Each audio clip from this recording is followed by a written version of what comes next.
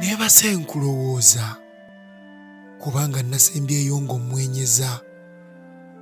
Nkimanyi tosobola kunsooza kyenva nkutunuulira enkaliriza. Neebase mu bikunta nga bwe mpoomereza n'otulo tetwabadde tubi ne tunfunza. Twantutte bwe tunneetoolooza yogayoga mu nsi y'ebirooto ebyesolosa. Mu kirooto wanziguddeko kiyiifuyiifu emboozi okuzinnyumiza zaabadde zijjudde ebisoka ebisesa. Nange saabadde mubi ne nkufunza ng'amatu nga wawudde mpuliriza. Nabadde sinyega nga onzikakkanyizza nga n'amaaso gange nga kwegese nkwetegereza.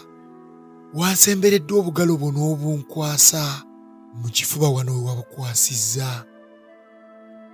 Amasannyalaze pwapwa sikyayanukula bibuuzo by'ombuuza. Wagenze mu maaso n'ombuuza ofaayo ng'ebiri ewala mbisembezezza. Nabadde siyinza kwesiriwaza era nakkiriza bukkiriza. Wangudde mu kifuba okumala akaseera ng'omutima gwange oguwuliriza. Nagenze okulaba ng'akamwenyumwenyu ku matama go keeyisa. Olwo emikono gyange ne gindalukako mu kiwato kyo mwe nagikwasizza. Emboozi wano wonna ng'egudde amakerenda ebirowoozo byange obyeddizza. Nabadde sikyategeera emimwa nga ntandise okusembeza. Laba ate enkoko ya NEYIBBA bw'ekookolima n'enzuukusa.